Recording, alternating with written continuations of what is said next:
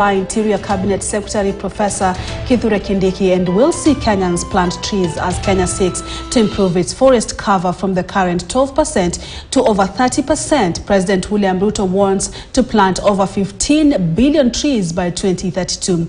Let's now listen to Environment Cabinet Secretary Soipan Tuya, who was earlier on Spice FM addressing this particular issue.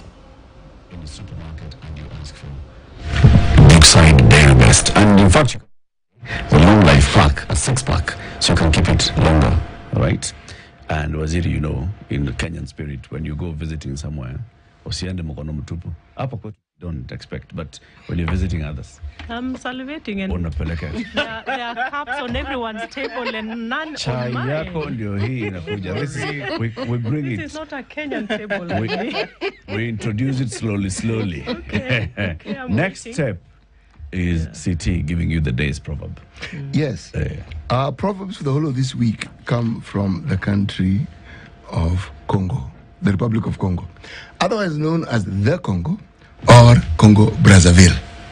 Now, I mentioned it yesterday that the name Brazzaville was actually derived from the name of a certain Italian nobleman whose name was Pierre de Brazza. Now, oddly enough, he came from a place called Brazzaco. So Brazzaville has a long history. Enough of Brazzaville and Brazzaco. The day's proverb. Now this is for tutors. A cow with milk does not lack someone to milk it. It's really about milk. And you have the wrong person on the seat. A cow with milk does not lack a person to milk it. Yes. Waziri, this proverb, what do you think the Bakongo are saying? What's your interpretation of it?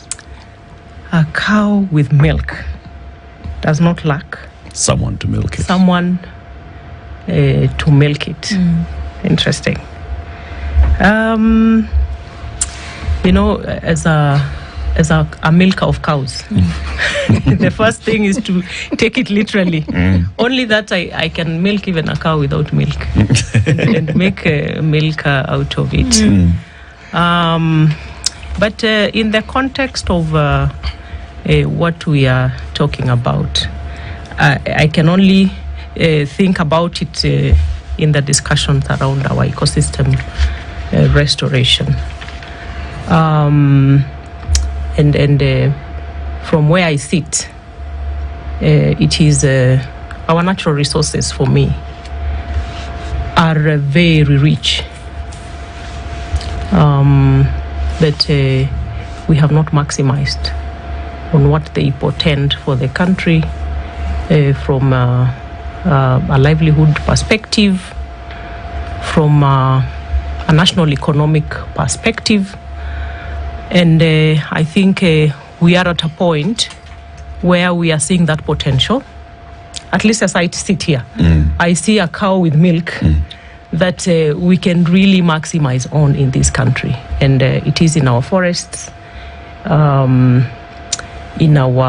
we need to start quantifying and valuing what we have in our natural resources in terms of how much it is to our GDP, job creation. We have statistics flying around in terms of how much jobs the sector is supporting, how much it's contributing to GDP, but it's not been exhausted. It's not exhaustive. So one, we are living below our potential, and we also fall into the trap of, you know, if you don't value something, then the corresponding profiling, support, and protection it doesn't match what the value of a particular commodity or thing is.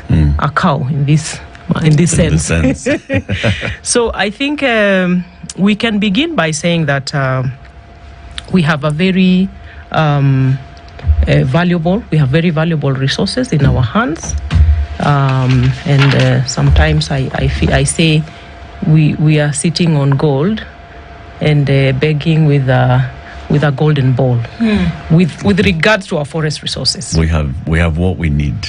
We have what we need. Okay. We just need to maximize on the potential we need.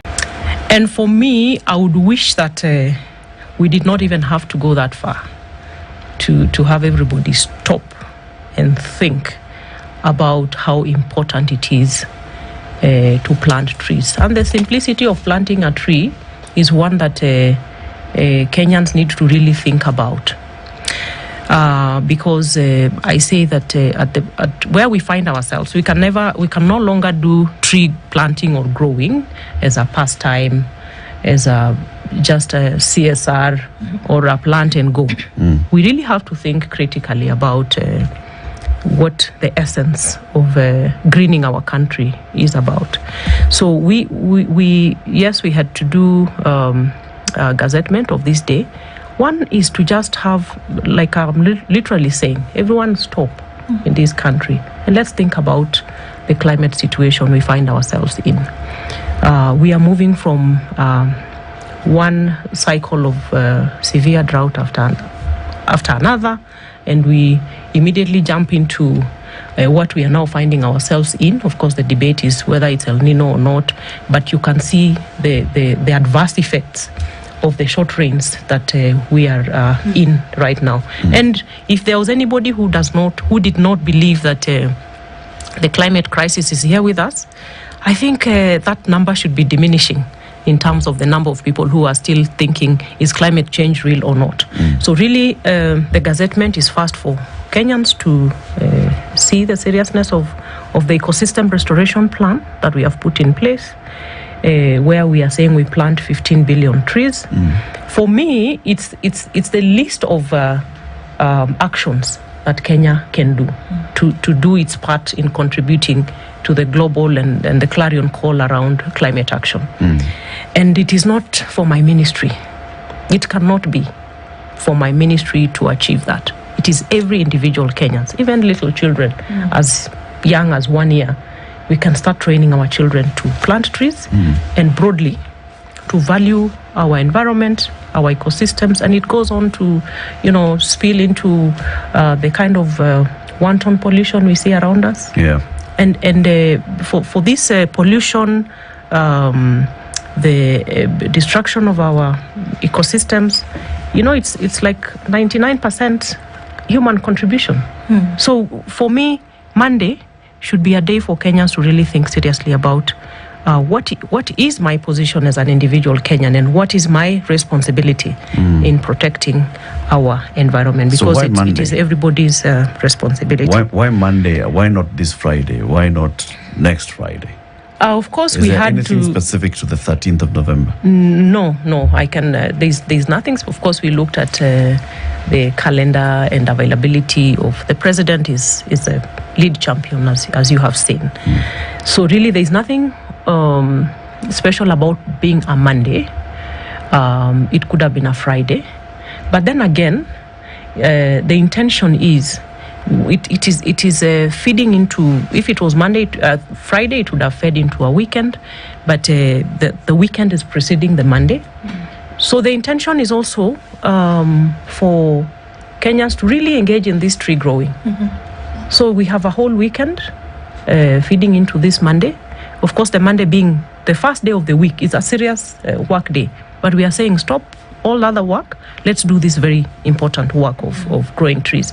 But then we have a protracted period of the weekend and Monday where then people can really engage in tree growing activities. For Kenyans who are able to travel, you can travel to your home county or up country where maybe you have your shamba and you do your trees. For urbanites particularly, who may not have a lot of space within which to do the tree growing, they can travel to their farms and do the tree growing. Yeah. I mean, I think it's very clear what has happened with the environment in Kenya for the last, decade plus, seeing a long drought. Yeah. And as we know, with the severe drought will follow the kind of weather patterns that we are seeing now with severe rain. It goes without saying. It also goes without saying that we saw the suffering that many Kenyans went through. 23 counties, over 4 million people affected by not being able to eat food that had been grown. Without any kind of external involvement, COP28, climate summits around the world, it's obviously a Kenyan theme that needs to be handled. Is this activity on Monday a purely Kenyan initiative, void of any kind of external contribution or engagement? Yeah, this is a purely Kenyan thing. We have our ambition to plant 15 billion trees in the next 10 years, to up our tree cover to 30% from the current 12.3%. And it is a constitutional obligation. We are only expanding the scope of the aspiration. Actually, it's a threshold set by the Constitution. It should be at least 10%. But we feel it is an area where we can really expand our ambition around, because it's an easy thing to do, only if we get the buy-in of Kenyans. Of course, we are party to various multilateral environmental obligations, various legal instruments that we have committed to around the scope of ecosystem restoration. We have a UN declared decade of ecosystem restoration, which runs from up to 2030. We are within that as part of the global village, and the obligations that I've talked about. But this is a purely Kenyan initiative. And like I said, beyond planting trees, what we want Kenyans to know is that tree growing and ecosystem restoration can translate to more food on the table. It can translate to jobs, and at the very bare minimum, we are saying we really want to ensure that our 15 billion trees, at the very bare minimum, 30% should be fruit trees, which then speak to the nutrition needs, food security needs, but also fodder trees. We have fodder trees that can really thrive in arid and semi-arid parts of this country. If we achieve that, then it will be real for Kenyans. I am very sure you give a Kenyan farmer fruit trees to grow that can grow in their locality, they will protect them because there's something at the end of the game. Yeah. Beyond that, we are in a stage where we have the carbon markets, the carbon trading. It's a very nascent field right now. It's a multi-billion-dollar industry, if I may call it. We want to. It is a very complicated, and we are in the middle of putting in place a legal framework and regulations that will really break down this carbon trading thing, so that people can see a tangible benefit out of it. It's very moribund and big out there, but ask Latif to explain. I'm sure. I don't know which part of the country you come from, but there could be people eating carbon credits in your locality. In Kimano, it's possible.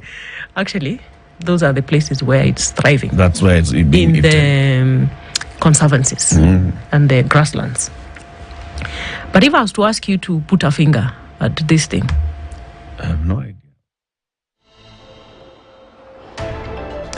Right, and that was our Environment Cabinet Secretary Soipan Tuya speaking on the government's plan to, of course, hold a tree planting exercise on Monday, which has been declared a public holiday.